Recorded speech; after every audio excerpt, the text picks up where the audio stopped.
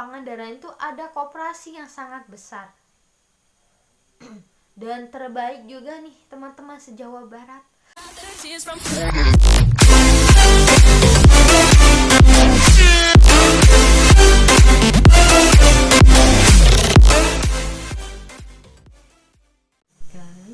Selamat siang, Assalamualaikum warahmatullahi wabarakatuh. Kembali lagi bersama saya Siti Badriatun Mustaidah dari Institut Manajemen Koperasi Indonesia. Kali ini saya akan menjelaskan atau sharing nih kepada teman-teman semuanya tentang koperasi. Teman-teman semuanya pasti sering mendengar atau sangat familiar dengan kata koperasi. Atau mungkin pada saat sekolah teman-teman sering belanja gitu ke Kopsis. Nah, Kopsis itu singkatan dari Koperasi Siswa. Katanya di Kopsis itu tuh murah, segala murah. Tapi dulu kita tidak tahu kan gimana sistem kerjanya. Yang penting kita beli, ya harganya murah gitu. Dan mungkin di setiap desa juga sering ada koperasi yang biasanya kita sebut BUMDes, badan usaha milik desa. Tapi banyak banget nih teman-teman BUMDes yang tidak aktif atau mati suri. Mungkin hanya ada beberapa BUMDes yang aktif, bisa lah ya dihitung jari gitu. Nah, mungkin di teman-teman di sini ada yang ingin sharing-sharing tentang koperasi, atau kita masuk dulu nih ke pengertiannya. Baik, kita masuk dulu ya ke pengertiannya terlebih dahulu. Nah, pengertian koperasi berdasarkan Undang-Undang Nomor 25 Tahun 1992, yaitu koperasi adalah badan usaha orang seorang atau badan hukum koperasi yang melandaskan kegiatannya berdasarkan prinsip koperasi sekaligus sebagai gerakan ekonomi rakyat yang berdasar atas asas kekeluargaan. Nah, atas asas kekeluargaan di sini itu, jadi setiap anggota koperasi itu saling mensejahterakan anggotanya seperti keluarganya sendiri. Nah, tujuannya di dalam koperasi juga yaitu kesejahteraan anggota. Di dalam pengertian koperasi itu ada badan hukum. Koperasi yang berbadan hukum biasanya sering ada di depannya tuh kayak SK berapa. Nah, itu tuh akte pendiriannya koperasi itu berarti sudah sah dan sudah ditandatangani oleh pemerintah. Kan ada beberapa koperasi yang ilegal yang tidak ditandatangani pemerintah, dan mungkin ada koperasi yang dibubarkan gitu karena mungkin ada something gitu teman-teman. Cara berdirinya koperasi itu minimal 20 orang. Tapi kali ini kata Bapak Presiden kita, koperasi bisa berdiri oleh minimal 3 orang. Teman-teman, sekarang bisa nih teman-teman 3 orang berdiri. Kalau dulu kan 20 orang berdiri untuk menjadi koperasi primer. Sekarang 3 orang juga bisa mendirikan sebuah koperasi. Tapi sebelum mendirikan koperasi, kita harus mengetahui nih apa aja visi misi dalam koperasi, terus ADART-nya itu nanti seperti apa. Jadi tidak asal yuk kita bikin koperasi, yuk bikin ini pas sudah ada badan hukumnya tidak dikelola dengan baik, malah mungkin banyak yang nilai itu mah koperasinya tidak sehat. Mah berarti di dalam koperasi selalu diadakan RAT setiap 1 tahun sekali. Jadi semua anggota tahu bagaimana kerjanya koperasi selama 1 tahun sekarang. Apakah sudah benar, apakah sudah baik, ataukah harus diperbaiki. Nah, jika perusahaan terbatas, itu sangat tertutup sistem kerjanya. Mungkin hanya di atas-atas gitu, kayak manajer gitu yang hanya tahu. Di dalam sebuah koperasi banyak banget manfaatnya nih teman-teman. Udah mah harga murah, dapat SHU, SHU, pasti teman-teman di sini ada yang bingung, SHU didapat dari mana? Kenapa yang mendapatkan SHU hanya anggota koperasi?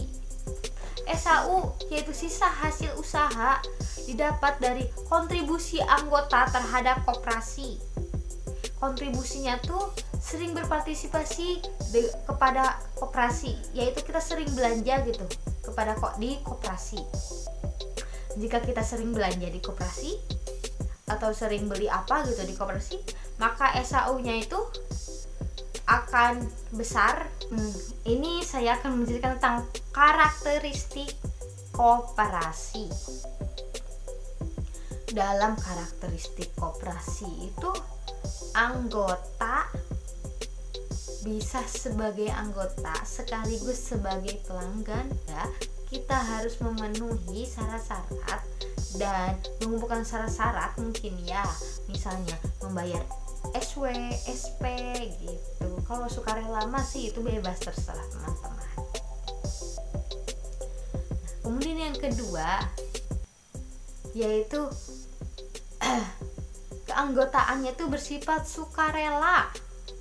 Jadi tidak ada keterpaksaan untuk menjadi anggota di dalam koperasi. Ya, sukarela bagaimana dirinya, apakah dia ingin masuk ke dalam koperasi atau tidak. Kalau lebih baik mah mendingan jadi anggota.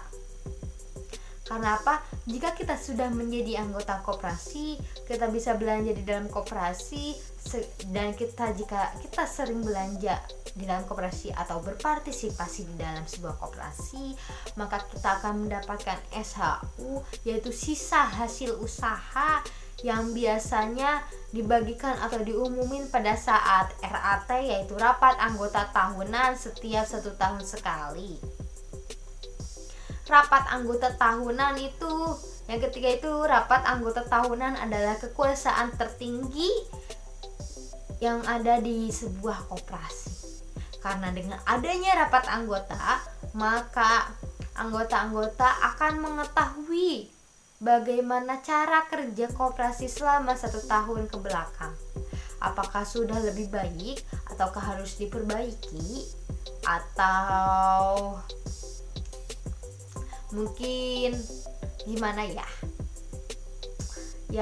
intinya supaya agak lebih baik gitu. Dan karena diadakannya RAT kan karena dalam koperasi itu tuh bersifat terbuka.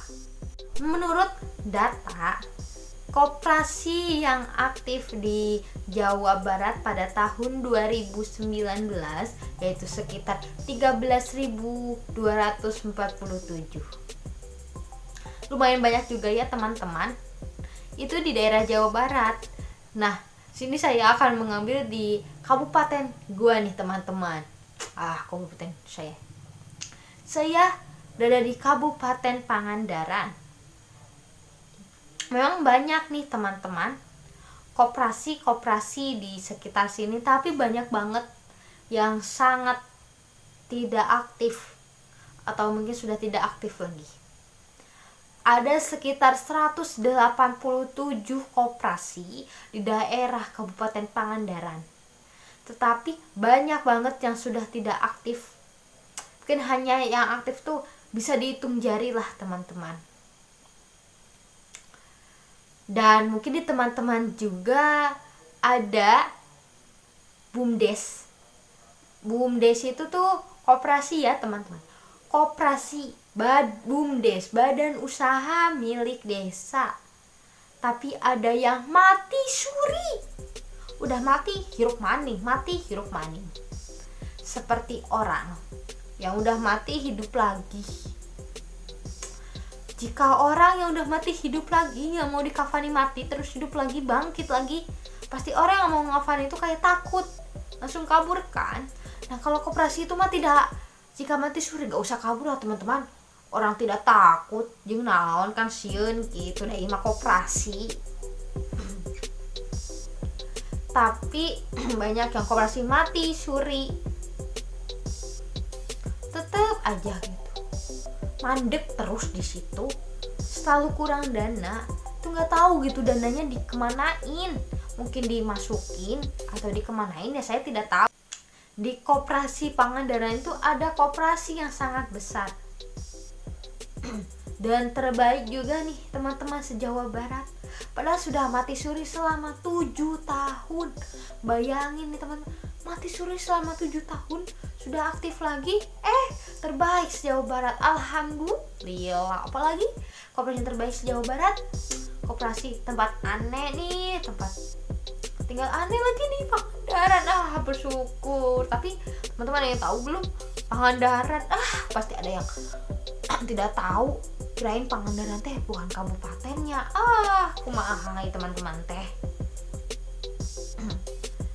Dan mungkin di univ-univ lain yang sering KKN di Pangandaran itu tahu koperasi yang terbesar di Pangandaran.